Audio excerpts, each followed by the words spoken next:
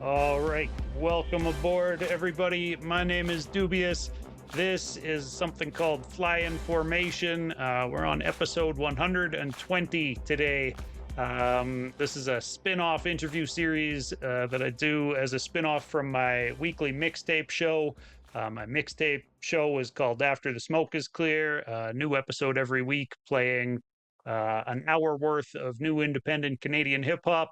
I never play anything twice, and I do my best to stay up to date with new releases. That whole endeavor was what led me into, advancing into talking with artists and learning more about each individual scene across the country. And in the years doing it now, I have realized that there are a lot of artists across this country who have, built up some momentum, who have a bit of a fan base themselves, who are starting to see some returns on all their investments into artistry. Um, but often outside of that pocket of fans, no one in the rest of the country knows who they are, which is kind of counterproductive when it comes time to like tour back and forth across Canada or, book shows in other cities and try to find openers who make any sort of sense on the bill with people. So yeah, do my best to just highlight artists who I think deserve more attention on Fly in Formation. And today with me is an artist from Toronto, MC, producer.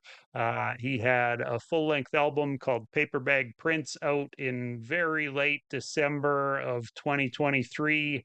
Felt like a 2024 drop to me. I played most of it on AtSick throughout 2024, but welcome aboard. Pretty Ugly. Good to have you here, dude. Yo, thanks for having me, bro. Hell yes. Happy to do it. So honestly, man, I don't know a ton about you musically. That's I okay. definitely have been playing the music for a couple years here, but you don't have a bio written on Spotify, I don't think. Nah, There's only so many places to go to learn about Canadian rappers, and yeah, you're kind of still hidden behind that paper bag from your last albums a yeah. little Well, bit or kudos to you whatever. for doing something like this because, like, growing up, like I was as a teenager. So I'm originally from Thunder Bay, Sick. and which didn't have a very large hip hop scene, but it did have a hip hop scene. And like growing up in like my high school years, I like followed a lot of hiphopcanada.com, and that's how I Mhm. learned about a lot of Canadian rappers growing up. And there was like a time in my life where all I did was listen to Canadian hip hop, but like, now we got guys like you doing this, so props.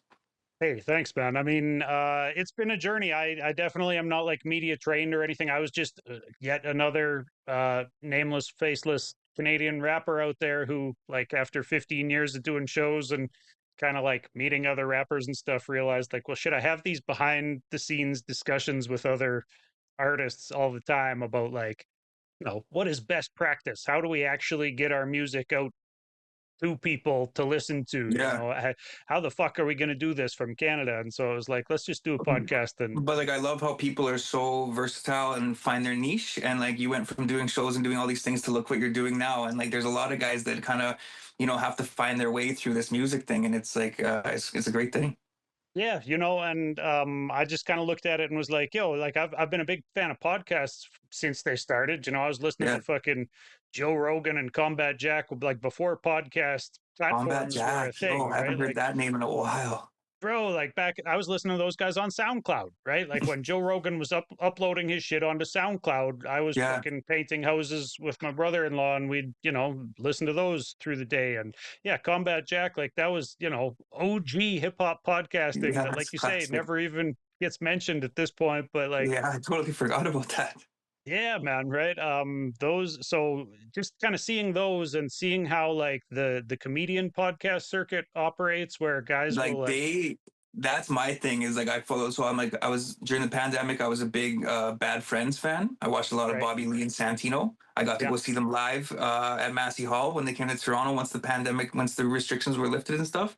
um but like all those stand-up comedians have this like the same process now, and they have it down to a science. Like they realize that the podcast money is where it's at, and doing these podcasts is going to sell tickets when they do their tour dates, and like they all got, and the clips, you know what I mean, like the Well, shorts. yeah, the clips are good social media, right? So like as Yeah, artists, we're all supposed to have something on social media. So I was like, well, why don't I just do interviews and then can clip those up for social media? And beyond that, it's like, well, okay, so the comedian podcast circuit works well where they all go take turns hosting each other on their various podcasts because yeah, those are a bunch of funny guys who are good with yeah, words and have stories to tell. And I was like, but so would rappers from across the country for be in sure. that same niche, right? It's a It's bunch of just guys with taking stories and long opinions. form content and highlighting the funny parts in it and stuff like that. Like it's crazy. It's like a lot of those comedians are doing it. Well, Segura, the Bad Friends guys, you know, Bird, exactly. to all these guys, like Theo, like all of them.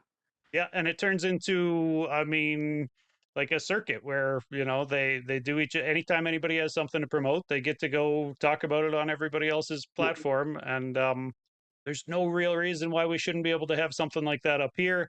It's just a matter of getting people more interested in the artists themselves. But I think that like kind of opening the door behind the scenes and personalizing people and like filling out their personality a little bit deeper than just the music goes a long ways with that, right? People want to Yeah, know who people absolutely. are outside of the music. So yeah, man. Absolutely. Um, I guess do you want to just kind of start off like talking a little bit about your history in the music scene, Yeah, like for sure. We can how get you into got it. here? Yeah, Yeah, like I was born and raised in Thunder Bay. I'm currently in Thunder Bay at this moment. I've only been back here for a few months, but I was born and raised in Thunder Bay. I got into hip hop in my high school years. There was a lot of guys rapping in town that I didn't really know about, but I would stumble across their music on SoundClick back in the day, right. and I would be in my computer class in high school in like the 11th grade, I would say, and I would be listening to these local rappers, and they were doing shows and stuff like that. And I think at that time I went to like a Classified and DL Incognito concert. Might have been one of my first shows I went to. Nice. Um, yeah, and then I just started like kind of becoming more familiar with the local scene, going out to shows and stuff like that. And then around the age of, I want to say 2021, I moved to Toronto, and I was doing music there and networking there and playing a lot of shows. Um, yeah, and I kind of got into the Toronto scene at that time in my life, and yeah, I don't know, it's been crazy. It's been like 20 years. So like looking back, like thinking about those days, it's just like it's almost like a blur to me. But like Sure. Yeah. there's a lot of crazy, Oftentimes, I'll there's a lot ask of crazy guys. times. It was like my prime years. There was a lot of partying, and yeah, I mean, like we played Canadian Music Week back then, and we did a lot of shows back in those days. And now I kind of went on a hiatus for a little while, and then about, I'd say, 6 years ago, I quit drinking, and I Okay. needed a hobby to pick up. And I had always dabbled with production, and I had always made beats, but I never like put anything out. Like I just like made it and I chopped loops and then kind of just threw it aside. And I had Fruity Loops on my computer back in the day and stuff like that. Yeah. So when I got sober, I needed a hobby to occupy all that free time that I had from drinking, and that was making beats. So was it just kind of a So help, like staying out of bars in general? Like just, oh, it's Friday yeah, it night. was I'm going to stay great. home and Like it make beats was instead. like Yeah. honestly the best thing for me to get into, honestly, and like it was good because I already had a grasp of it. I just never like really took it as serious as I had wanted to. So Yeah. yeah, I put in my 10,000 hours during those first couple years of sobriety, and it did wonders for me. And then I was in Thunder Bay at that time, and then COVID hit.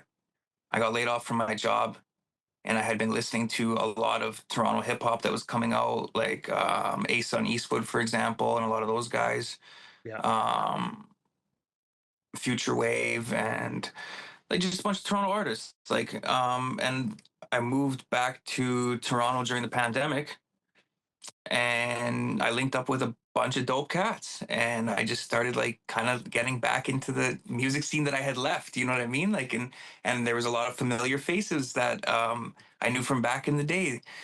homies like Roshan and Decisive and a lot of these guys. And like I remember going to a show at the Rivoli and like seeing Decisive. And he's like, "What are you doing back in town?" You know, and it was just like we picked up where we left off, kind of. So it was really cool to see familiar faces when I got back to Toronto, but also meet a whole new circle of people and do music with new cats and stuff. So For real, man. So a lot of guys um, in Canada, I think, moved to Toronto trying to join that music scene. It sounds yeah, like you've moved there now twice, kind of yeah, and like reintroducing yourself, or introducing the first time and then reintroducing yourself to that music scene. yeah, Was it tough to get into? A lot of the time scenes like that, well, scenes anywhere can be clicky and um, takes a lot of going it's to the screw shows and face shaking capital for a hands and reason. all It's the that, screw right? face for a reason. People Yeah, definitely have some people. I'm not saying everyone. Like I can't just generalize the entire city of Toronto and say like, of yeah, course. everyone's a prick there. But Yeah. like, it is what it is. It's not easy. Um, but like I got a lot of love, and like when I was back there during these like early pandemic times and stuff, and then started going to shows. See, when I was living there when I was younger, there wasn't like a social media presence like there is now, right? Yeah. So I didn't have like a following on Instagram at the time or anything like that. And then like this time around when I was living there, I was going to shows and people were coming up to me and like, "Are you pretty ugly?" And I was like, "Yeah." I was like, "This has never happened to me." Like, you know what I mean? Just randomly at a show. And I think social media did wonders for me with that. And they're just like, "Yeah, you make dope beats." And I was like, "Cool." So So would I, that be other artists then coming up to you that would recognize you I from guess social so. Other media, or like, producers and stuff like that. I don't really okay, know. Like, there was a couple. Like, there's a few times that this happened at like outside the Phoenix at a I don't know like a whatever concert we were at, and like I don't know, is like I went to so many functions while living in Toronto and so many concerts, and it was like the time of my life, and it was like bucket list concerts I got to see for the last like few years now, and it was insane. Like I literally have a list written of all the shows I went and saw, and like it was the best time. But dope. all good things come to an end, and now I am back in Thunder Bay at this moment since earlier this summer, Okay, um, and working on new music. nice, man. So you stay in Toronto until you've got to pay rent the next time, and then it's like Yeah, nobody can like afford this shit. Let's get the well, hell yeah, out. Yeah, I got laid off from my job like just before Christmas, and then like it was like okay, now it's January, and then I'm like hanging on by a thread, and then I'm just like something's got to give, you know what I mean? And like in a city that expensive, and the job market was crazy, that like I was like, all right, I did the best I could, you know what I mean? Like for real. I Well, I mean, Hamilton is fair sized. There's got to be some I sort of know, music like scene I out do. there, right? Like I'm sure I people stop mean, in Hamilton for shows sometimes. my homie Uncle Mo lives out in Guelph, and my sister lives in Kitchener, and like they love these like surrounding areas out there, and they're great. Honestly, it's Okay, just like yeah. yeah, Um, but yeah, and then I released the Paper Bag Prince while I was there, and that is like the first, I would say, full length body of work I've put out that like I'm so proud of, and the way it came together was like so, I don't want to say it was like organic. I didn't like reach out to a person and be like, let's do a song, or I didn't like, I had like, I don't know, 8 tracks or 9 tracks unfinished on this laptop where I got one verse from Mook the Truth, and I got one verse from whoever. The track with Asun and Riggs I did before going to Toronto. I did that track in 2019, and I put it out in 2024. So I had like all this stuff piling up for years and years, and I had a lot of half finished songs, and it was really easy to just reach out to another rapper to finish off the song. You know what I mean? So, right. Yeah, I was and gonna ask. There's so many collabos on there. Were you kind of coming at that project like from jump with the idea, like, okay, well, now that I have some producer chops, time to put together like the producer album full of a bunch of features, or like, did it yeah, just that end was up like that my way? direction for sure. The idea was to do a compilation, but like, I, I never planned on doing an album. like I just kept sending people beats, and then people sent me verses back, and then I had half a song done, and then I sent another beat to another guy, and he sent me half, like, half a song back. And then, like, big shout out to my guy Distracted, because he did all the cuts on the project, and that's what like brought all the songs together. That fused everything, or else I would just have like random verses sitting on these beats, so like him with all the Yeah. scratch hooks, like really, and the intro he did on it is crazy, so that really helped bring it all together. And then, yeah, finally I took all the files to my engineer Stretch, and he mixed and mastered it. And like, I'm fortunate to have like over 20 years of doing music. I have a lot of very talented friends that I've met over the years, and like Distracted being one of them, Stretch the engineer, him being one of them. We went to audio school together. Nice. My homie Jordan Danielson, he runs like he's a graphic designer from Thunder Bay, and he has like a clothing line and stuff like that. And he did the album artwork for me, and like these are all just people that I've met doing music over the years, and yeah, it all came together great. Yeah, man. A lot of the time, that type of organic growth and meeting people through, things like audio school, actually, something I've talked about with other people is like audio school to me seems like it's almost as useful for making connections like that as it would be I think to that's the learn the only thing audio it's side useful of it, right? nowadays. Like, Yeah, I think in 2025, audio school is called YouTube, right. and these other ones are just like diploma mills, basically, and people get pissed off when they graduate. And they're, what do you mean I don't get a job? And it's, no, now you got to hustle, and now you got to spend Yeah, what you just spent on that tuition on gear to run yeah. your own business. So, like, you should have just saved Congratulations, 10. you're an independent artist. Good luck making Boom. money. Yeah, man. Yeah, Yeah. No, yeah. yeah, you learn that real quick. It's a frustrating thing, but like, yeah, it is what it is. I mean, I'm sure though it's good to be around all those artists and easy to find inspiration when Yeah. you're in a class with a bunch of different people who are all chasing the same dream. Yeah. And Like I feel like there's a lot of hip hop guys that go to that thing specifically. Like, I feel like there's a lot of rap guys in that kind of program. So yeah, there's definitely connections to be made. And yeah, yeah, it's a good network. It's a good networking thing. Unfortunately, it's an expensive one, so you might as well just, for real. Yeah, hit YouTube and spend the Mhm. hours sitting there by yourself. It's a Trust little bit me. lonelier, probably, but Yeah. yeah. Um, so, dude, I looked. Are you the are there two Pretty Uglies? Do you know the other Pretty Ugly? Who is this guy? Why are there two people named So Pretty Ugly popping up there is a anytime pretty I search ugly for you? there is a pretty ugly in Philly. You guys are gonna Um, have to fight it out, I think.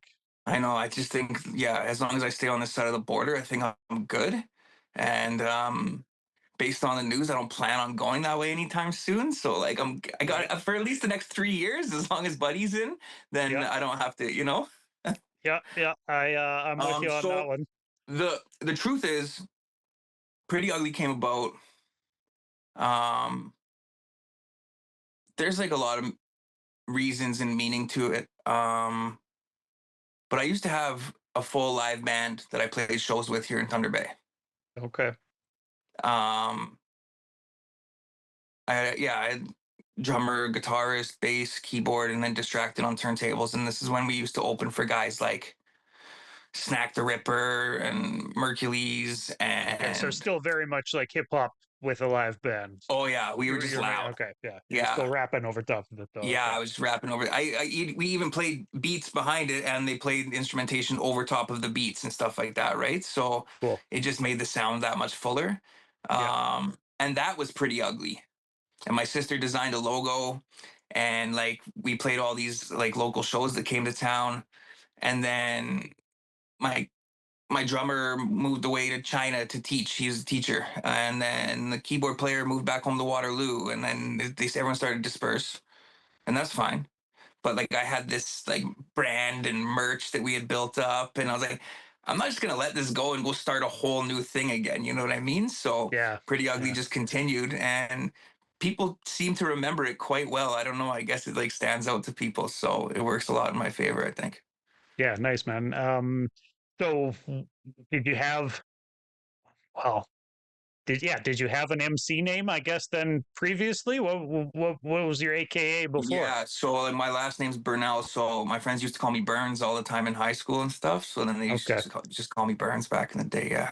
I got you. Yeah. So many people's their first rap name tends to be like some play on their government name like that, which makes a lot of sense when you find out. Oh, that makes sense why this guy is named that. But Yeah, Jay somebody or like whatever it might be. You know what I mean? Like, or just yeah, just their initials. my government is Dubert Yister, so it just worked. Uh, No way, that's your govy? no, I'm fucking with you. I just made my shit up. I just made that shit up. um, but yeah, man, there's a lot of kind of like self rebranding that goes on, and people have a tough time building that fan base back up when they do it. So it's like I saw somebody actually venting about it earlier today, who was talking about like the advice tells you should start the new account because I don't know that gets a better push or something. New accounts will get a better push in front of a bunch of audiences. But he was saying like, but I already had 10,000 followers on a different account, so Yeah, like, no, there's no way. yeah, no, I don't buy into it either. For something niche like this, like maybe if you're just making general humor videos or like Sure. whatever else, like videos Not about the music, news like or not some music. shit Then like you're that, gonna like if you yeah, switch up like typical that, like clickbait shit. But nobody's gonna be yeah. able to find you. You know what I mean? Like it's gonna be no. Yeah, yeah. So you got to take a name and run with it, I think. Did you find that with rebranding yourself halfway through that like suddenly people couldn't find your music or couldn't find you? Yes and no, because with the rebranding, I was aiming for a slightly different demographic, I think. Mhm. More of a hardcore hip hop audience. That makes sense. Yeah. Um, yeah, so like it I think it worked out. It was more my direction, I think, and it was just like it was more beneficial, I think. Did you find that playing with a live band pulls away from that hip hop audience? Because as much No. as hip hop purists all love the roots or whatever, I think If anything, I yeah, think it increased our audience. okay. What And I did notice increased it this with hip hop heads though, because I feel like people will well, come out to see a no. live band and say stuff like, "I don't normally like hip hop, but that was cool" or whatever, Okay, but right? like Like, I had distracted on stage with me, who's like one of the sickest scratch DJs I know, yeah, and we had beats playing. So okay, like it was like we weren't like the Roots, you know what I mean? Like it wasn't like and like the beats were hard. yeah, And what I did find was there was times where we did shows. I won't say with who. I'm not gonna like downplay anybody, but like there was times sure, where we were the opening act for some shows, and like we destroyed it, and it was like so loud and uplifting and just like full volume. And then the headliner would go on and like press the spacebar on his laptop and play his beats, and it just kind of like the show kind of just like got flat after we were the opening act because everything was so heavy, right? So but yeah, like a lot of the people that I think we reached like more more listeners or more of an audience because of the band. They're like, oh, this is different, like it's not just a local rap show, you know what I mean? So yeah, yeah. Hey, you kind of mentioned like reconnecting with the Toronto underground. A lot of guys who I play on ATSIC, Asun and Lord Juco, kind of guys like that. I don't think you mentioned Juco yet, but I know you've yeah, worked with yeah, him. But me and Juco got a few joints together. yeah, man, a lot of dope music coming out of Toronto's underground. Do you see that underground rising up at all, or talk about just how you've watched Toronto's scene evolve, I and kind think of where you for think you fit in it? Toronto hip hop, like I think the sky's the limit. Yeah, I really do. The business is just not in order. The talent is there. The work there, like that was the thing that blew me away the most, is guys releasing multiple albums in 1 year. And that, like a lot of guys are doing that. I don't think I could ever do that in my entire life. Like there's one, I think I'm like more of a quality over quantity guy. I craft my bars a little more I don't want to say more technical. I'm just like more particular about my bars. yeah.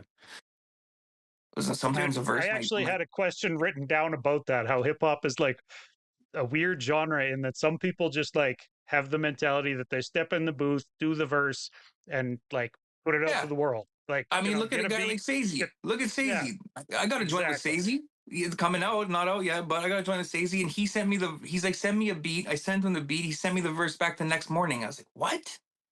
Yeah. I Well, was he ready doesn't to write. wait He weeks for this. he described his process. He's just in the booth freestyling, chunk by chunk, Yeah. with the punch-ins, Lil Wayne style or whatever. Lil So Wayne style. I was gonna say Wayne in the hotel room. Remember in that one video, he had yeah, the whole I studio set up in his remember bag, eh? exactly. Yeah, yeah, exactly, man. I was around during the blog era to watch that and Word. watch everybody's minds get blown. Like, oh shit, that's all you need to make pro quality level music. Yeah, you're putting out albums like that. Oh my god. But Yeah. So sometimes, like, you've got guys with that mentality, and then on the other hand, you've got guys who, like you just said about yourself, want to spend a year or two putting together like the perfect project. And I don't know which is yeah, better, man. I don't know if there is a better. I think it comes down to personal preference, really. But I think there are you a has bit to of be a an in between. perfectionist Like with it? maybe put out 2 albums in a year instead of 5. But like, I don't know. Like, Yeah, there has to be like a in between. But there's just different types of MCs out there. yeah, Like that's just like what it comes down to. Like for me, like I'm a huge geek on the multi-syllables and the punchlines and the wordplay. Like that is my shit. yeah, And that's what I like, that's what I live for, and that's why I love hip hop the most. Okay. Like it could be guys like, I don't know, like Copyright, or guys like Shad, or like there's just a certain type of MC that like I'm like in tune with, and like I hear these guys and I hear how they craft their bars and I'm like, oh, that's like beyond crazy, you know what I mean? yeah. um and I'm then right there's the there with guys you, like, man. Yeah, there's like the running gun type of guys where they'll just go, there's guys that'll just go in the booth and like they'll say some crazy shit that I've never heard anyone say in my life, and some of like the most gangster street shit I've never heard before. But there's not like what I would consider like a punchline or a bar as much, so as like there's more like imagery to it and stuff like yeah. that, or more Less story emphasis to on it. like beating up the same rhyme scheme for Yeah. 14, 16 bars at a time or Yeah. whatever. Yeah, yeah, yeah. Yeah, like Definitely. wordplay is like what drew me to hip hop when I was younger. I think like I've always been like somewhat like of a clever individual, or like witty, you could say, and like get a kick out of puns and stuff like that. And like, I mean, I was really good at like the comebacks in high school and stuff like that. So then when rap came along and like there was this thing where you could be like cocky and like braggadocious, and Yeah. then like, you know what I mean? And then I was like, oh, this is my shit. This is my thing right here. Like that's what really drew me to it. It's like being able to flex word games, right? Like it's like, Facts. yeah, being able to do something pretty on the basketball court. It's like, no, no, no, I can do that with this pen over here. Like, Well, this that is was my my shit. problem. That was my Yeah. problem playing basketball in high school. I played basketball all up until I graduated high school, and like I didn't get a lot of playing time. But like, did I have every and one mixtape? You're goddamn right, I did. You know what I There mean? you Like go. that was Yeah. like that was it.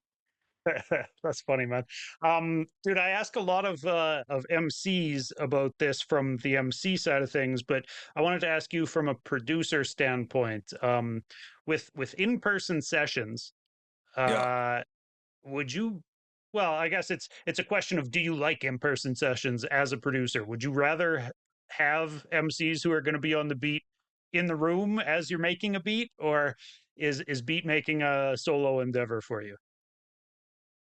Oh, making the beat. Yeah, I thought you meant if I was there like with them rapping on my beat. Yeah, don't no, I don't want anyone's input in the room while making the beat, okay, because I feel like this is an MC critiquing me making a beat, someone that doesn't make beats. right. And I thought about this today actually, because I have had people come to me like, yo, I really want to work with you, like yada yada. I want you to make me a custom beat. Yeah, And like my answer is like, absolutely not. Because I make the beat and you do the rap. And if you yeah, don't like the beat, then you don't have to rap on it. But then you're gonna tell me, make me something with some strings, and then I'm gonna find a string sample. I think it needs some piano. I'm like, but I'm like a sample-based producer. I'm not playing keys. I'm not, you know what I mean? So like, for me to make something custom, then I have to go looking for samples that sound like what you're describing, and like that's just a whole world of fuckery. You know what I mean? Like, I just don't think I don't think a lot of people like understand the process. and then they have these ideas, 100%. Yeah, there's a lot of MCs who think they can describe what they want a beat to sound like, but it's a completely I different hate thing it. than And like, actually making that beat. Yeah. yeah. So being in the room or being present, I mean, you could be present, but like, I don't want input if I'm like cooking a beat, but it's definitely like a solo thing, I think. Now, Yeah. having the MC rapping on the joint and like I'm recording it, then we have a whole different thing because I too am an MC. So Yeah. like I might like critique your shit if anything, and like give you some suggestions. And like I don't know, some people don't like that, but like I don't really have a I was filter just for gonna that ask, shit. will you actually? Because I feel like Fuck yes, a lot of MCs are very touchy around like you're who they're goddamn gonna right they take are. any critique of their bars from, right? It's such a Oh yeah, personal expression that yeah, telling a guy to change a line, I've got a lot of MC I have homies and no filter for that. I typically won't tell them to change a bar because I feel like it's like an insult to their artistry or something, you know? I won't tell them to change a bar, but like if they're on this rhyme scheme and like I got like all these like multis like locked in my head and like lists, okay? That like you give me like a 3 syllable rhyme and I in my head it just automatically goes to this list in my head where I know 8 other things that rhyme with that. You know what I mean? So I'm Yeah, like, oh yeah. yeah, or you could say something about this, and then they kind of look at me like I'm like, you know what I mean? Like I don't. I'm just trying to be helpful, and I'm just trying to make the best. I'm trying to contribute and make the best possible music that we can make at the end of the day. That's all I'm trying to do. I'm not trying to tell people how to do their shit. You know what I mean? It's interesting to hear you say that because when you didn't want to hear that type of No. collaborative So input I think on making the best thing, you know, musically, I right? agree. I agree. So Yeah. I think it's different because this is from an MC to an MC, but from an MC that doesn't do production to someone that is currently doing the production, then I think it's a little bit different because Sure. like you know what I mean? Yeah. Like If you have some expertise in the subject, you can if offer somebody's critique. But like yeah, if somebody's like nasty on the MPC and I'm cooking and they're like, "Oh, you could do this and flip the sample this way," then I'll be like, "Yes, I'm totally open to that." that But makes like sense. if you're a rapper telling me something, you know what I mean? Then there's a little the wires are a little crossed there, like I can't. Right. So, dude, you sent over some new tracks today. The one with Sazy, and you sent Hmm. over. I hope I'm not letting the cat out of the bag, but one with Rusty Jucks on there as well. Yeah, that's produced by my Legendary. homie Tony Beats out of the Ukraine. He resides in Toronto. Shout out Tony Beats. Nice. Okay, so you do rhyme on other people's beats too. It's not all self-produced stuff. Oh yeah. Oh Okay. yeah. So let me I'm ask on then: do you T- like being around to offer input into the beats? Since you are a producer, like from the MC side of things. it depends. I'm asking these Normally questions mostly because I feel like hip hop can move further and further away from in-person sessions, but I still talk to guys who are like, "No, you gotta get together to cook together." Um, so I mean and my this thing is like, do you? I don't know. I think everybody probably performs their best artistically at 2 in the morning, sitting in their boxers in their living room. Really, it's like, I don't think a single song on Paper Bag Prince was in person. yeah, Not a yeah, single one. Half the people on that project I never even met in the flesh. You know what I mean? So like, sure, yeah. Well, I'm um, putting a project with that many features together. Like, you assume that that's the way that that's going to work in 2025, but yeah, still, I talk to artists who are like, "No, you gotta." I made the trip 4 hours to go have a studio session with Buddy while we made the album, and it's like, wow, I'm that cool. burnt a lot I of mean, gas. okay, so here's my take on it. That sounds like fun, Yeah, but I don't think it's necessary. Like if sure. someone was like, "Yo, let's cook a whole album in a week. We'll do this, blah blah." Like that sounds Sounds like like fun. awesome. Yeah, I'm that's down. But like it doesn't have to be done. But like yeah, that's a good way to put it. It would be an enjoyable way to make a project. You could have the most fun doing it that way. it'd be super sick. But like I could also just send you a beat pack of 5 beats, and you can just rap on a few of them, and we'll call it a day. Like Well, and just the reality of everybody like having to figure out how to make art while also paying bills and keeping a roof over our heads and food's on the table Yeah, or whatever, right? Like means that people don't just have like a week to go spend in some cabin in straight up. seclusion making an album together or whatever. Like No, I that's definitely don't. Like, I just not don't. in the I cards. watched. Yeah. I remember watching a video of maybe it was their second or third album. It was Run the Jewels, and they went to like a Killer Mike and LP went to like a cabin in the woods, and they're like in this van. They got like a pound of mushrooms on them and stuff like that. And like, we're going to work on the new album. I'm like, this looks like the best time ever.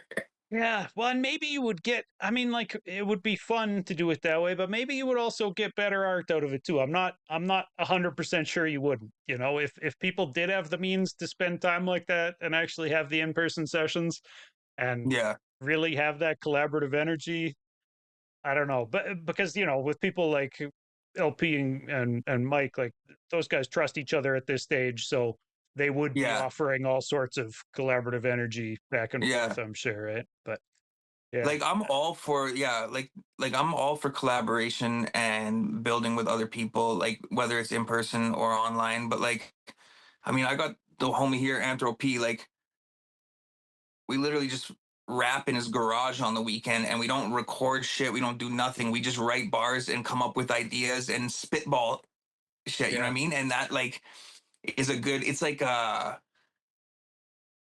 you're just like sharpening your pen game, you know what I mean? And it's just like it's good practice and it's good to keep like the wheels turning like that. And The authentic that cipher, alone, man. I consider that collaborative because I'm getting input from other people. Yo, what do you think of this? And you know, what do you think of it? And like, I mean, it's healthy. It's good to go do something like that in your homie's garage because I feel like most ciphers, when they happen now, there's some fucking guy pulling out his camera to record it.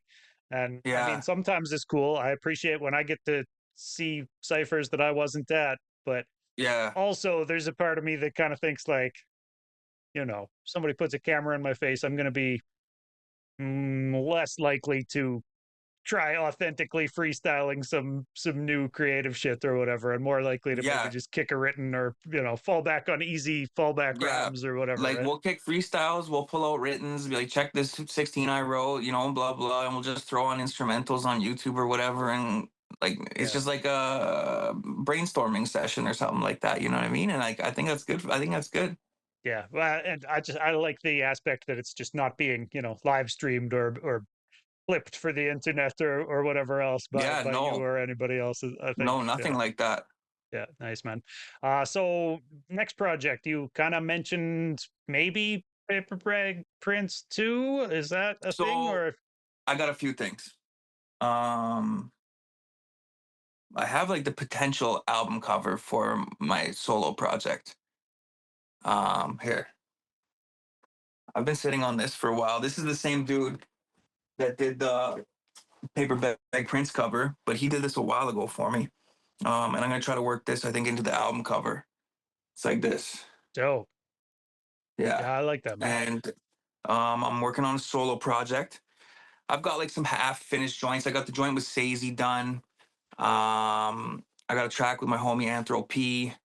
I'm waiting on a feature back from East Coast MC that will remain nameless for the time being, but it's a joint called Shithawks. And Distracted like really put the whole concept together. I brought a beat to his crib and he threw like a Trailer Park Boys intro on it.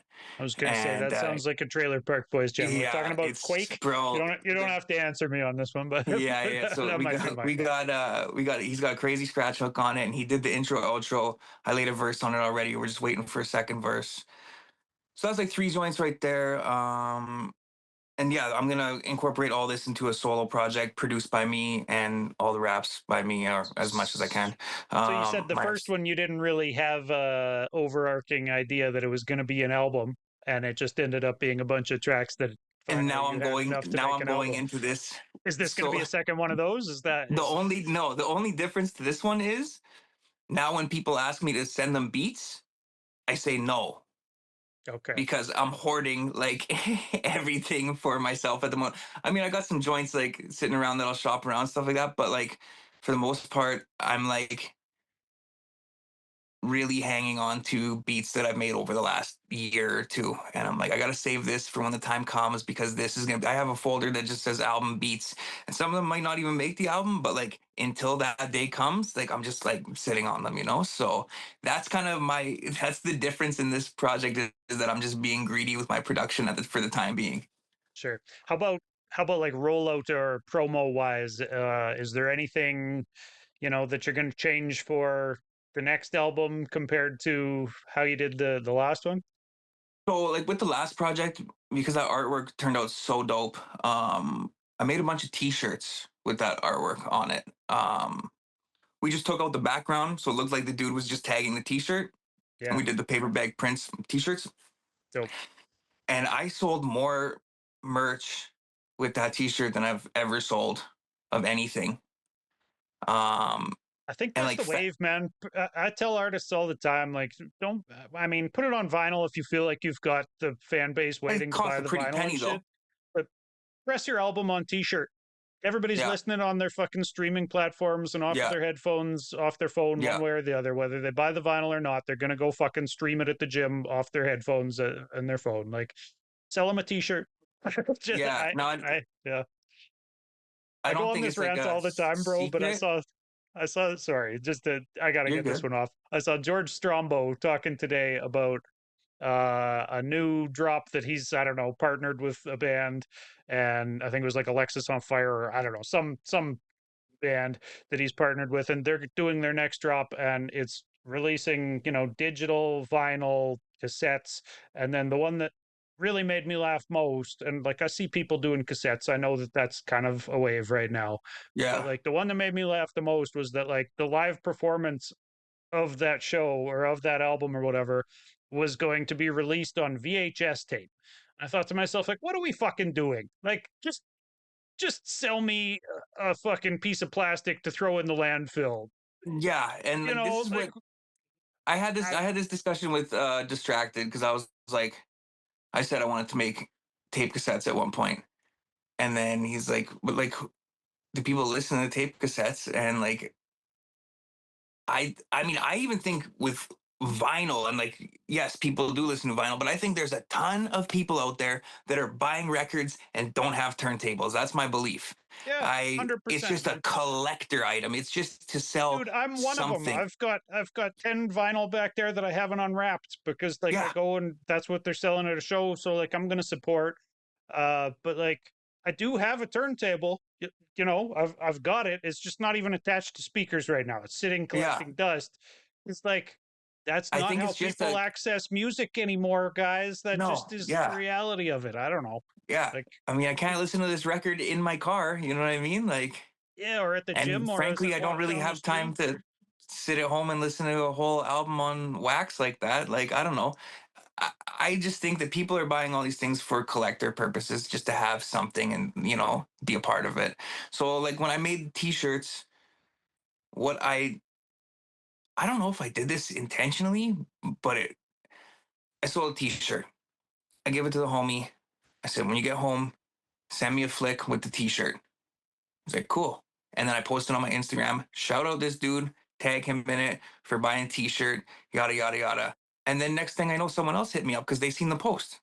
And then I tell you the same thing. Took a flick, sent to me, shout out this guy for buying a t-shirt. And then I had guys reaching out. I had some like skater dudes from North Carolina Nice, hit me man. up to send them like to cop three t-shirts, and I don't even know how they found my music. They found the Ason joint on something and they put it in a skate video, and like totally different demographic. And I was like, this is sick, dude. And some producer in California stumbled across it, and I'm sending shirts now over like to California, and I'm like, this is crazy. Yeah. And yeah, I mean, Having a I good moved. graphic will do that, man. I mean, like, some of Yeah, those people probably just wanted the, picture of a guy with the paper bag head spray painting the yeah, wall, right? Like, yeah. because So the artwork, like, we I all got gotta to shout wear out my shirts of man. something, bro. It's a choice of either paying the billionaires who own fucking whatever store in the mall or Facts, paying your favorite artist. Like, I'd rather wear fan facts. merch all day, man.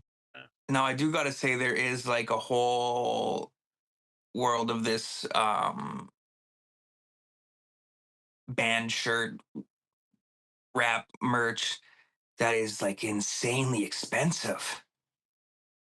And I'm like in disbelief when I look at some of these prices on these websites just for like a little logo of this guy on the shirt, and it's like $70 US Yep. and then shipping. I mean, or $70 for the vinyl though, right? And then shipping too. So it's I mean, at least yeah, you get to like wear the it's shirt. Like right? I know, but I just feel like it's crazy. Like it's crazy out there. I looked at some of these rappers that I've been listening to since day one, and I'm just like, I support them, but like I can't support you that much, bro. Like No, right? that's Well, crazy. and they might have found the cheat code if they actually have a fan base who's willing to, like overpay just to support Yeah, them, kind of like that, right? And all the power to them. That's the yeah, dream. Have 1,000 fans that'll spend whatever $200 a year or something. You're laughing at the bank. yeah, Yeah. So yeah. That's crazy. yeah, man. Yeah, so How like I don't know. they do Solo that? project is coming along, and I just got to actually I maybe yeah, I guess I could disclose this. So we just have been working on a track in like the last 24 hours.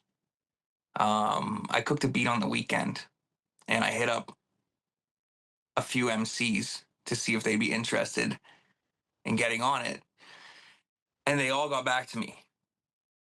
And like myself, B1 the architect, Yeah, um, Lazeppo just recorded his verse today.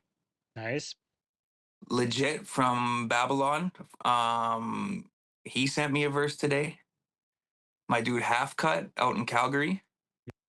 And Decisive got back to me today that he was penning some shit for this track. Dope. So I talked to there's gonna him be next six. week. Oh, Yeah, there's gonna be six of us on a joint, and Distracted's gonna do the cuts on it, and like it's happening fast. This is faster than any track I've ever worked on. Like all these guys are, yo, I'll have my verse back to you tonight. I'm like, holy, I just sent you the beat yesterday, and like B1 fired off his verse to me in like a couple hours. I swear to God, and it was gas. Like it's you're sitting crazy. back like, okay, now I'm going to spend the next year and a half to write my verse on this thing, Well, and we'll put it I out to the already did world mine. next I year. did. I Oh, I you're came on good to go. first. I did it. Yeah, Okay, nice. it's done and in the bag, and yeah, I'm super happy with it. To be honest, it turned out really good, and So so hopefully maybe like come New Year or something. I mean, if it's going at this rate, hopefully come New Year we can release that. nice, man. So it sounds like the next project, like you're saying solo album, but it sounds like it's going to be pretty feature heavy again. So Do you like I don't do know, solo tracks? Will there be? maybe I save that joint for a paper bag prints, and then I do some other stuff for the solo project. You know what I mean? I can Right. kind of like juggle between the two. Okay. Um, like the material is definitely gonna be there. I got a ton of beats that I'm sitting on. I'm not cooking up as much as I was while I was in Toronto. I think I'm just like more work focused these days right now and stuff, and just like living life.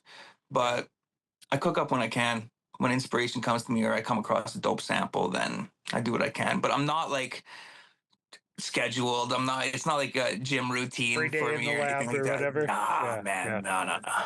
Was it ever like to get to the Yeah, 10,000? That was the yeah. routine. Yeah. Okay. Yeah. Oh, buddy, I was like That locked in checks a out. room. I was locked in a room, like not sleeping for like 2 days at the time, just like chopping samples and flipping stuff, and like, yeah, I got just to the brink learning on an MPC 1000 where it was like, okay, I understand how to like layer things and I can mm-hmm, tap in some drums on time and stuff, and like I got to the point where like I had put in the month worth of learning to like even be able to make a beat a on an beat, yeah, MPC 1000, right? And it was like garbage, and I just kind of like looked at it and was like, yo, there's enough guys out there making beats that will sell me beats for 50 to $100. yeah, This isn't worth my time. I'm gonna pick the pen yeah. back up and stick to rapping. And that's the crazy thing, like with the oversaturation of, I mean, all things. I mean, I think there was always in like oversaturation of MCs. Like, Yeah, not that like hate that there's too many MCs, but like I think because MCing was more accessible, less technology, probably, right? 100%. Yeah, You could just download an instrumental and go play a show, like. but because of the technology back in the day, producers weren't nearly as common, I don't think. I mean, you're spending a couple grand or whatever to get an MPC, like what, 2000 XL or something like that. Yeah, Or so like they're expensive now, as hell, man, and they're only getting more yeah, expensive now that you can't get the old ones or I whatever. know I used to have Yeah. one and I'm not gonna lie, I got rid of it and I'm kind of cheesed. And I was on eBay the other day thinking that I might just cop again, but now it was like triple the price for what I got it for. It's only going up, man. Um, Yeah, I know. those So and I don't vinyl. The know. speculator market ruined it. I'm just banking on like one of these days I'm gonna go to like an estate sale or a yard sale or something. That's where you got to Someone's fund. and Yeah, they just don't know jack shit. And like, oh yeah, we're getting rid of this old computer. You know what I mean? Like yeah, totally. Somebody whose husband died and they found it in the garage or whatever. that's what I'm banking on that hopefully. But Good yeah, luck, man. Good luck. So I guess we're coming up on the hour mark here. I should ask you some of these. I always do a how important is section, where I just kind of rapid fire, and it doesn't necessarily have to be fast rapid fire. Feel free to elaborate on your reasoning here, but it's just a bunch of how important is this or how important is that questions. Um, yeah, let's start things off with how important is rehearsal before shows? crucial. Yeah. I Um, do the way I do my sets. Last time I did a show, one of the last times, it was at Tale of the Junction in Toronto. It was for an album release party with the homie Professor and Lifted Thought, and they were doing their vinyl drop. And um, the dude DJing thought I was nuts because I put all my beats on one single track, okay, yeah. and I just tell the guy press play. Yeah. It's an easy way to And do it they're if you can't rely on the but they're DJ like, or if whatever. you fuck up, there's no turning back, right? I said, yeah, I know, Yeah. and I don't fuck up. And I've been doing that for a long time. And it's just like press play. I got a verse, I got a distracted scratch hook in there. I got two verses here, another scratch hook, and it's like a 10 to 15 minute set of just back to back songs. I don't take a break. I mean, the scratch hooks is kind of a break for me anyway, right? So Yeah. Time to um breathe. Yeah.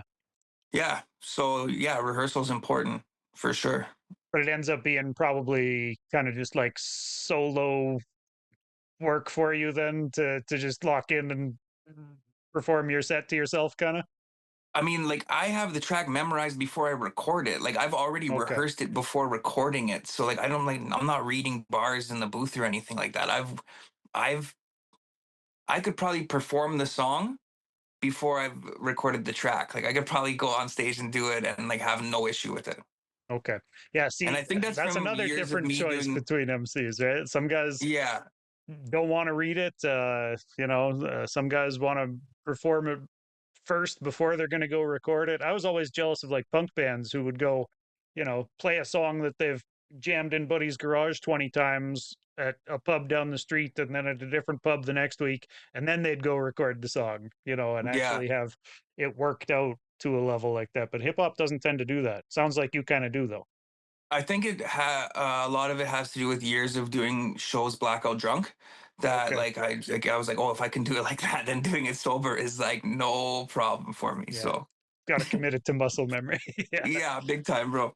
Um, how about how important is opening for big name rappers when they come through town?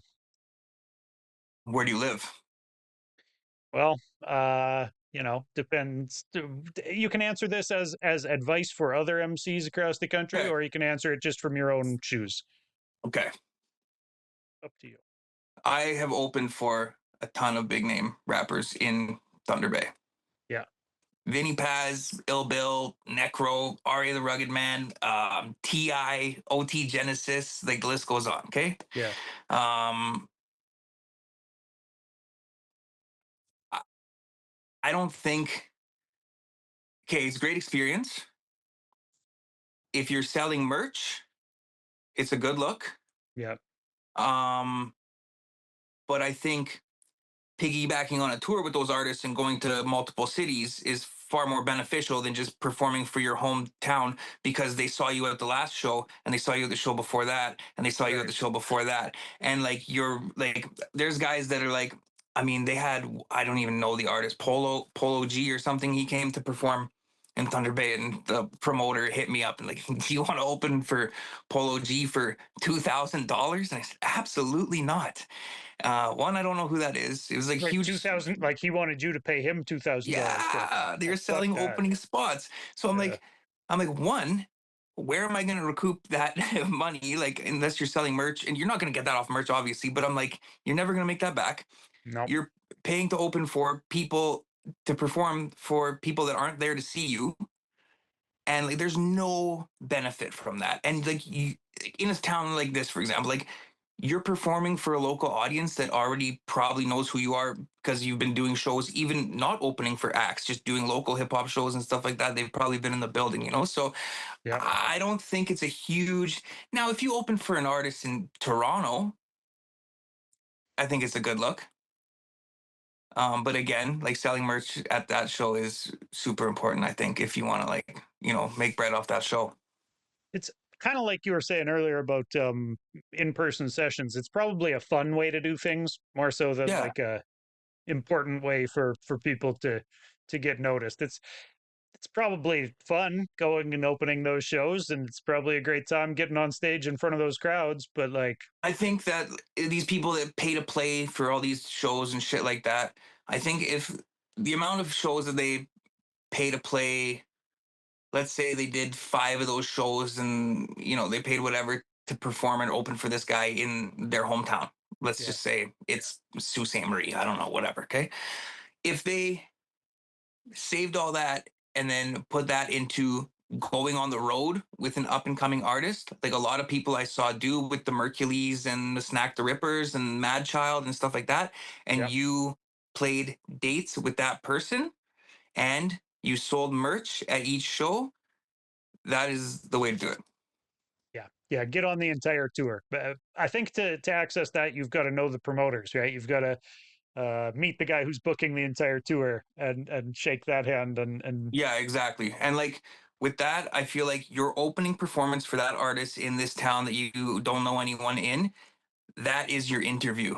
Okay. That yeah, is your job interview. And you got to sell yourself to that audience. And then the second you get off that stage, you are at your merch table and not just sitting there waiting for someone to come up to you. You need to be kissing babies and shaking hands and trying to engaged. get your CD and everybody's in like sell it.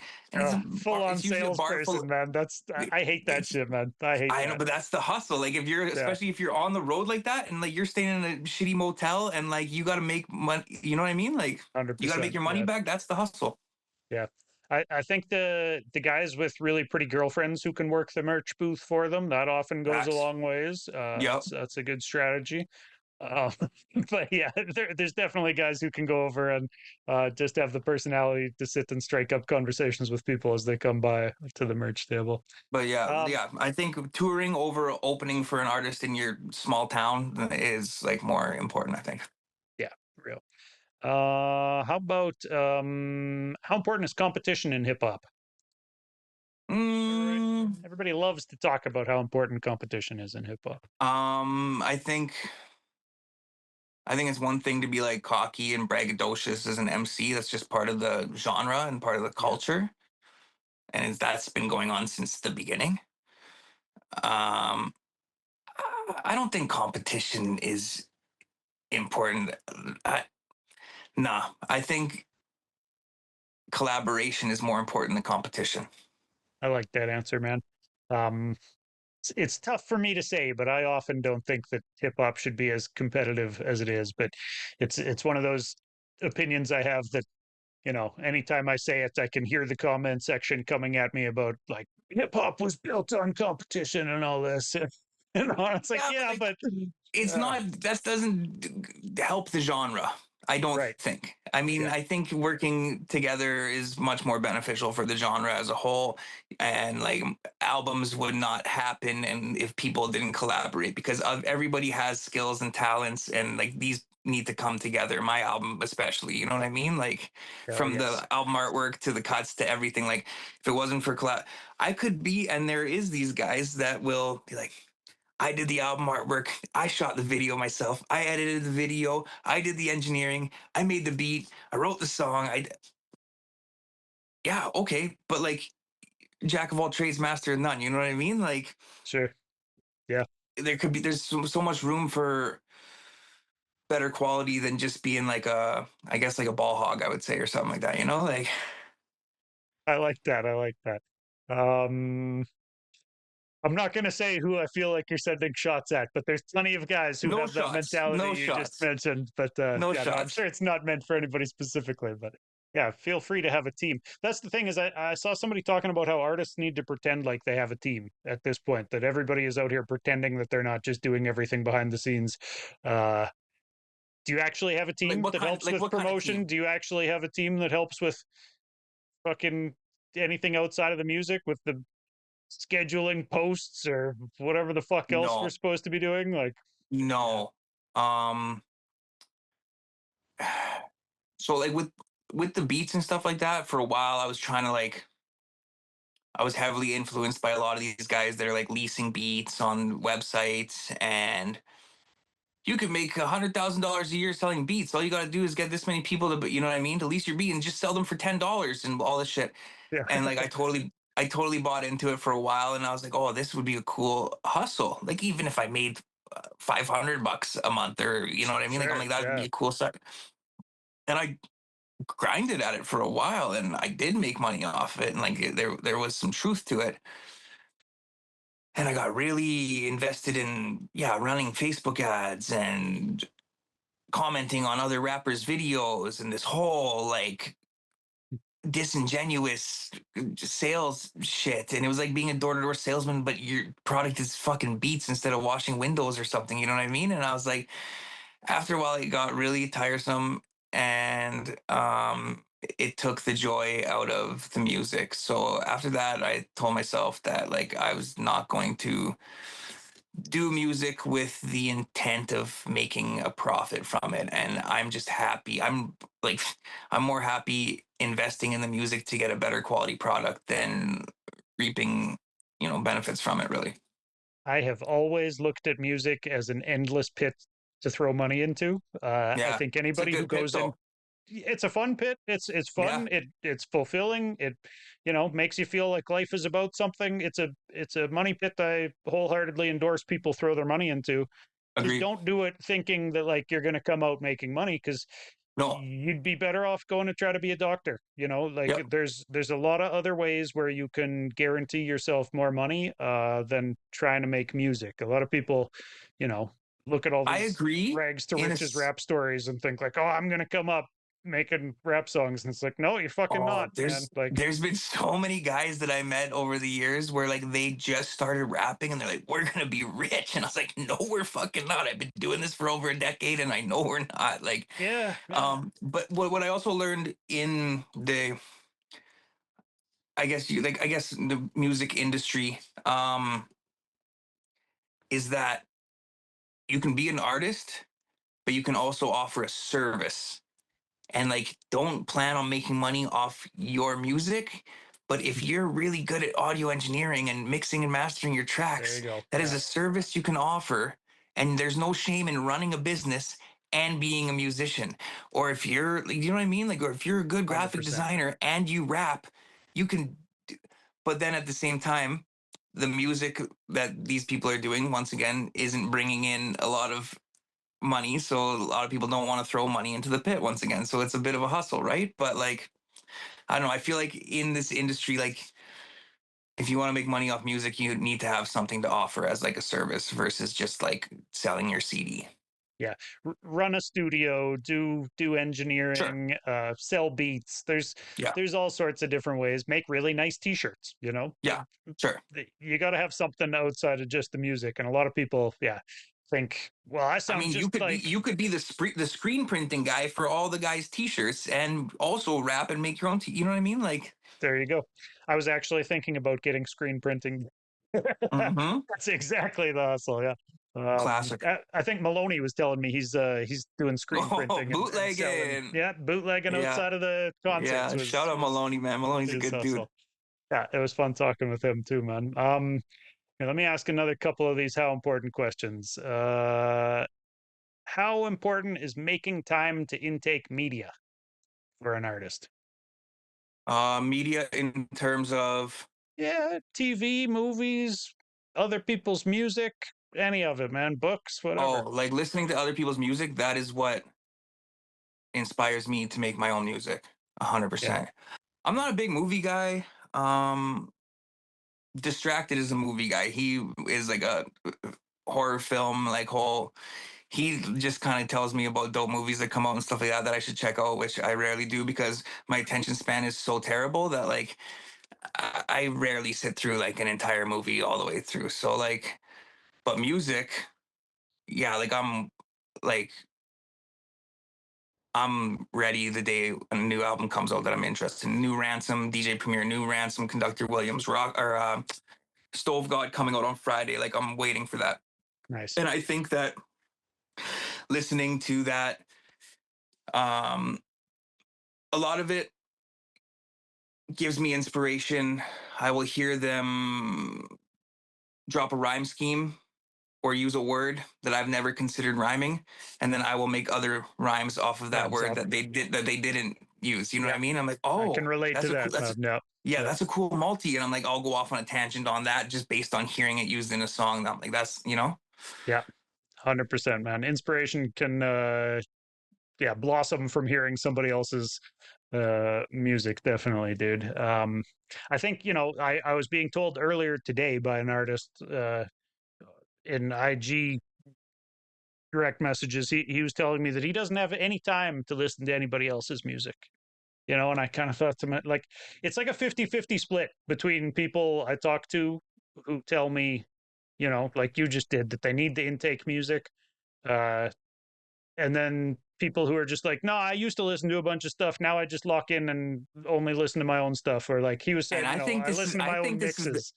I think this is the same kind of people that like are like I did the artwork, I did this, I did this, I did this for their. I think it's the Right. same kind of people that are Yeah. like, oh, like And part, there's people back in the day that used to be like, I just listen to my own shit, and I was like, yeah. that's the fucking craziest thing I ever heard in my life, bro. That's Yeah. insane. I mean, I get it when you're like working on an album that you don't want to be like, If you you're know, revising your own shit and you want to like know how you can improve this thing or like tweak something or like yeah, but like I don't just sit at home and listen to myself rap. That's psychotic. yeah, man. I think that's a good one too. I should ask more people that whether they actually listen to their own music because Now yeah, I bet when I it's about a 50-50 split between artists who do obsessively listen to their own music. Because I've definitely had artists on this show tell me what you just said, that they don't listen to anything but their own music. fuck Um, that, that's insane. Like you're a fan. Like you should be a fan of this. Like and they're a fan of themselves, we're living in a great time to listen to whatever the hell you want. Like you don't have to even go to HMV to get, you know what I mean? Like you're living Yeah, in the best time to have access to all music and you're telling me you don't utilize it? That's insane. I would tend to agree with you. I would tend to agree with you. Now, mind you, if I do a new joint, I will listen to myself and I will critique myself and I'm like I don't like how I pronounce that one word, or Sure. I might just sit and listen to it and be like, yeah, this is fucking gas. But like, I don't only listen to that's crazy, bro. If you But fuck like up one for word and the pronunciation for one word is off on something like that, do drive me you end up nuts. punching in to It'll replace dri- that one line, or do you redo the it'll entire verse typically? okay, or I won't do it because I might not have the opportunity to do it. Like I might have like recorded it somewhere else and it's done Oh, and okay, it's yeah, out, and I might have been like, yeah, I'll get over it. It's not a big deal. But I think of it like it's like a trigger. Like I think yeah. of it every time I listen to this song, and I'm like, oh I fuck. think that's why a lot of artists don't like listening to their own music, because they hear shit like that other people are fine hearing, and it doesn't hit other people's eardrum the same way. But Well, yeah, that's the if thing is like you're your own worst critic, right? And like 100%. I can play. I'm like, do I say that weird? And people are like, no, it sounds totally fine. I'm like, okay, it's just me, I guess. Like it's something you got to get over, you know? Yeah, man. Yeah. Here, one more of these, dude. How about how important is any particular substance to your artistic process? Like drugs. Drugs, alcohol, coffee, you know. Um,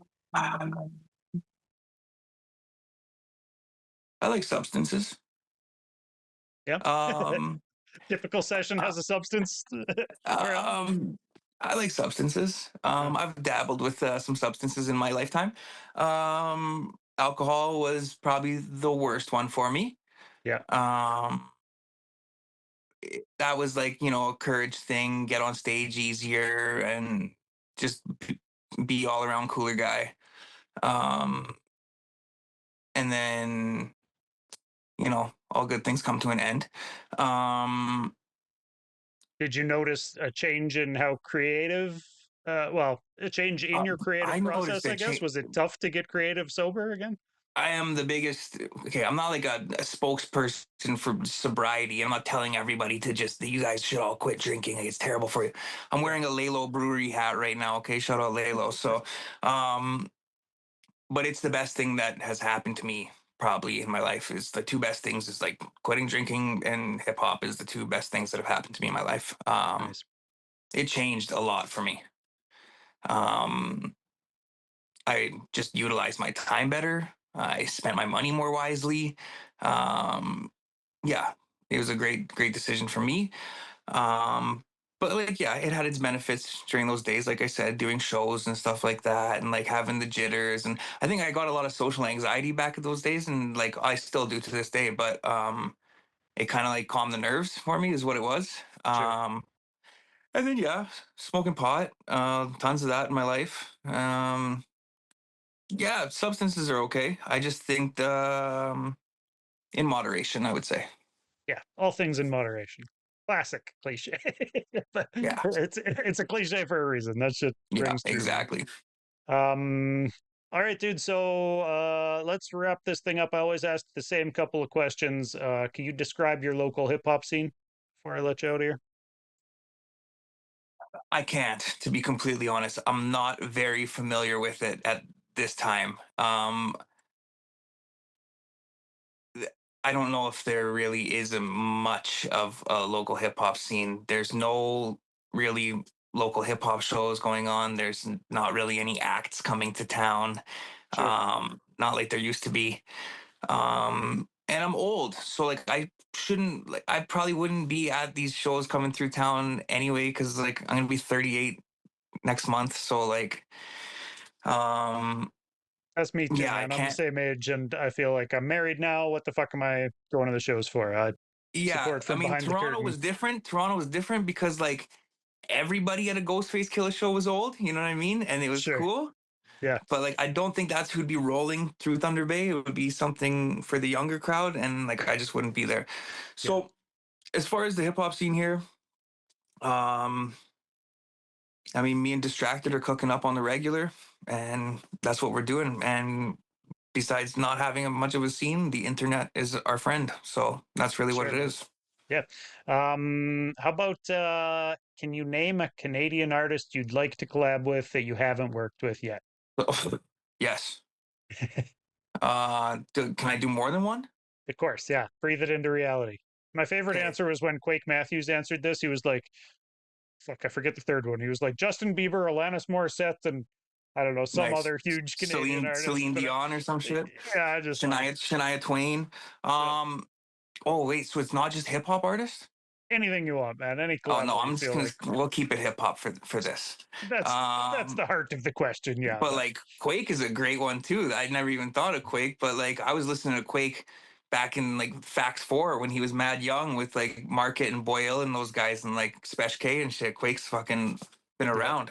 hell yeah, Okay, Shad, great artist. Atom Bomb, Yep. Roshan. Roshan's the homie. So you've never But worked with him? You guys know each no, other and just never put a track I've together? been knowing Roshan since I first moved to Toronto, probably like 2010. That's the Damn, homie. We just never have got on something together, and like I'm a huge fan. I think he's a super talent.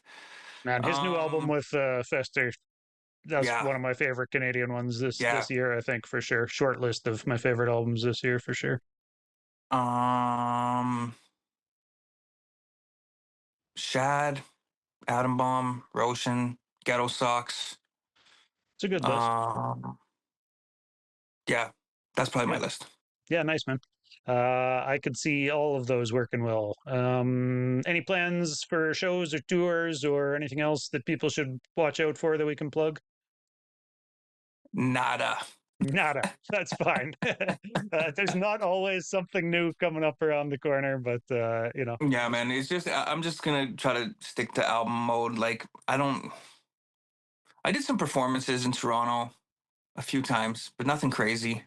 Um, and like I like getting up, but at the same time, I like staying home. So I think it's just I think that making music in order to do the show is not as productive as making music in order to put out the album.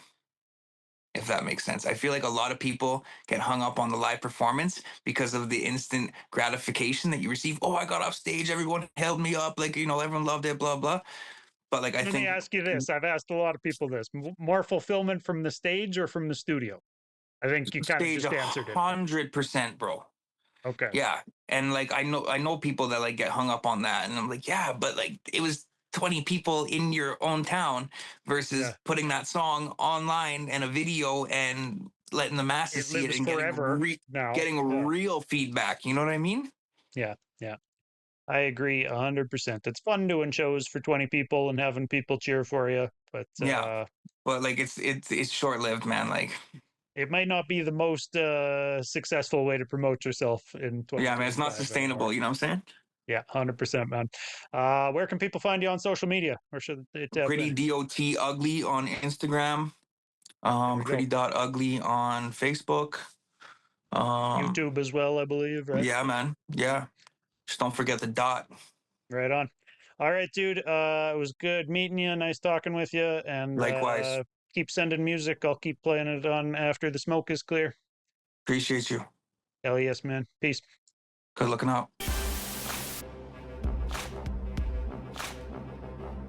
All right, everybody.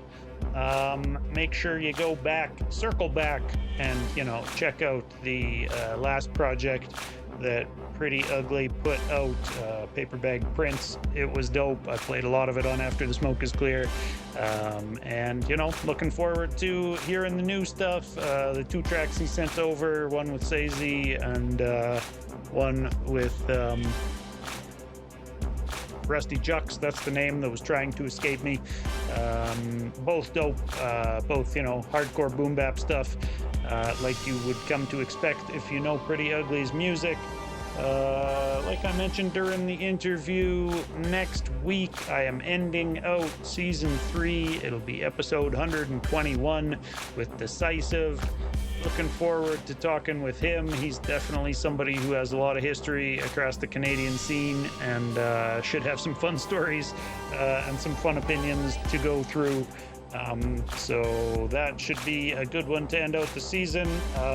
Earlier today, I booked in the first guest for January. I'm excited. I think it'll be January 6th when we start things back up for Flying Formation. My big upgrade between seasons, I'm planning to try to find a new blanket to hang behind myself to block my kitchen. So it'll be a whole new show for season 4, but more of me talking with various artists every week. If this is your type of thing, I appreciate you. I appreciate people who come through twitch.tv/Doobyis for the live chat. When people do that, hit follow over there every Tuesday. I'm pretty consistent, and beyond the Tuesdays, a lot of afternoon through the week, I'm on there just working on my own music, putting After the Smoke is Clear episodes together, and DJing, or just gaming sometimes. Sometimes Fridays I'm on there listening to new music. Every week I listen to all the drops from across Canada for @Sick Radar. So join me for those if you're bored on a Friday, or sometimes I do them on Saturdays. But yeah, always streaming over on Twitch. Doobyis.com is the hub. And if you enjoy this type of thing, hit like, hit follow, hit subscribe, or whatever it's called on the platform you're watching this on. And get at me on social media. Let me know what you think. Leave a comment, any of that stuff. We're trying to start conversations here. So appreciate people coming by and saying things. Have a good one. Catch you on the next one.